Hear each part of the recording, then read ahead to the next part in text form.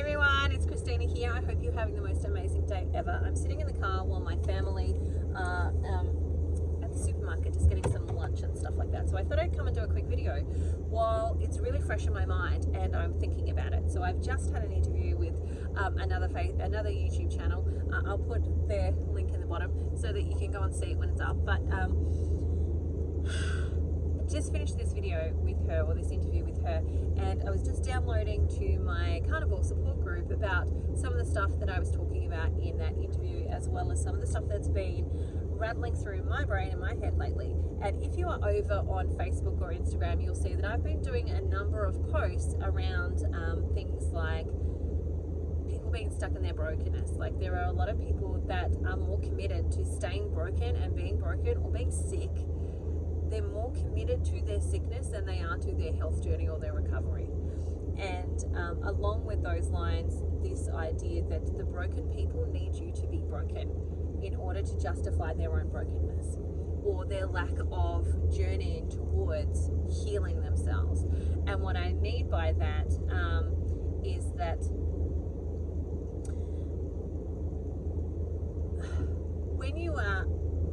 when you are in a state of brokenness, right, we all create excuses as to why we don't do the things that we know we need to do. Like, you know, you might already know that you need to exercise, or you need to do this thing, or you need to do that thing, but you're not doing them. And you justify as to why you're not doing them. And part of that justification comes down in that pathway of excuses and stories that we tell ourselves. Look, everybody else doesn't have to do this. Why should I have to do it? We have all sorts of reasons that we do that. And one of the ways that we stay being okay with those excuses and being okay with those stories that we tell ourselves is because everybody else is. Because everybody else is telling their stories and they're staying stuck in their brokenness and they're staying stuck in their sickness. And if you start to break free of that, if you start to make changes and start to shift out of that space, you suddenly create resistance within the relationships that you already have. So, you know, you might be in a relationship with a really good friend, you might be in a relationship with a partner, but you suddenly start to shift, or you start to notice that there is a shift because you're now taking care of yourself, and that there's this level of resistance that is there in your relationship. Now, I was sharing from the perspective of I'm working with plenty of clients in this space, and they all have lots of beautiful things that come to the table, but there's some really common themes.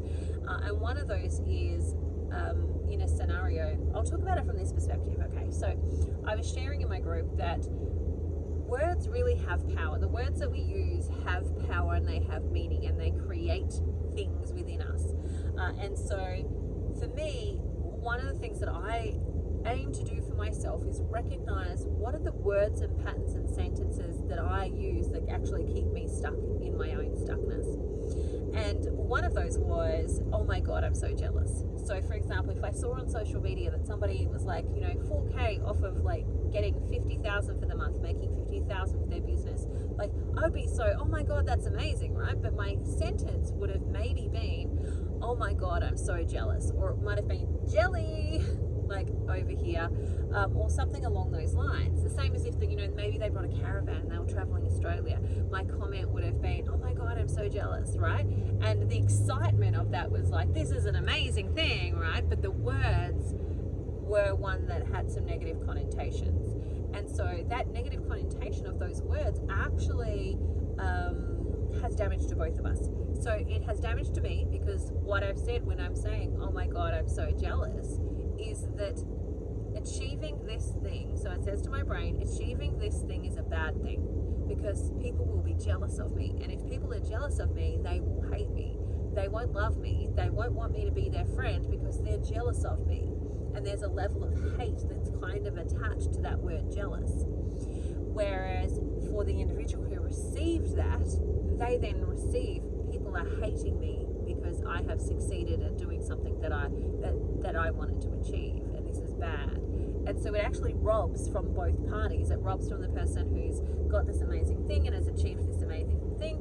It also robs from the person who would like to have achieved that amazing thing by creating that negative tie. And so one of the things that I personally have been doing is actually starting to recognize when I do these things and actually start to change. Instead of saying, oh my God, I'm so jealous, saying things like, oh my God, I'm so excited for you. This is absolutely amazing. You have the most amazing time. I hope you thoroughly enjoy this experience. Now, the reason that I'm saying that is because that's what I actually want for them. I actually want them to thoroughly enjoy it, and it's an absolutely amazing thing that's actually happening for them, and they should thoroughly enjoy that. And I'm also then saying to my neurology, this is an amazing thing. This is absolutely awesome, and this could be amazing for you too, right? So I'm making positive connections for the both of us. What will happen when you change your life, so whether you go carnivore or you start to do some of the inner work or you start to do something else that's actually helping you heal your body and your mind and your soul, is that you'll find these levels of resistance come up more often. And part of that level of resistance that is coming up is, one, it's kind of almost a check. Are you really sure? Really sure this is what you want? But two, it is this negative feedback loop that we've all been so used to actually creating. And another one is that when I'm failing, when my life is shitty, when my life sucks, I don't want you to win. I don't want you to thrive. I don't want you to have all those things. Like, that's kind of what's going on, but on a subconscious level. And so when I say things like, the broken people want you to stay broken because it gives them an excuse to stay broken or to stay in their own brokenness, they're going to do things that will sabotage you, whether it be on a subconscious level, or sometimes it's not so subconscious. Like, I'm sure we've all got people in our lives that, they're consciously sabotaging us. They're constantly trying to actually bring us down. But I'm sure too, there are people that we love that are doing it on a subconscious level, that don't really mean to hurt us. They don't really mean to make it hard for us to move forward. They don't really mean for it to be challenging for us. But they are. And what I would like you to do is actually bring conscious awareness to it. It doesn't necessarily mean you need to point it out to them, because the likelihood is they won't get it. They'll just think that you're calling them names or you're saying there's something wrong with them. But when you can consciously see that their brokenness is trying to call you into brokenness or keep you stuck in brokenness, because it gives them excuses to not do the work themselves, to not have to change, to not have to discipline themselves and commit themselves to doing things that are going to be good for them.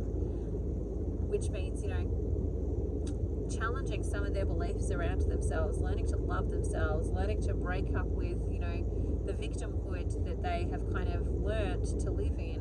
Those are challenging things. They're not easy things. So, we mostly resist things that are hard.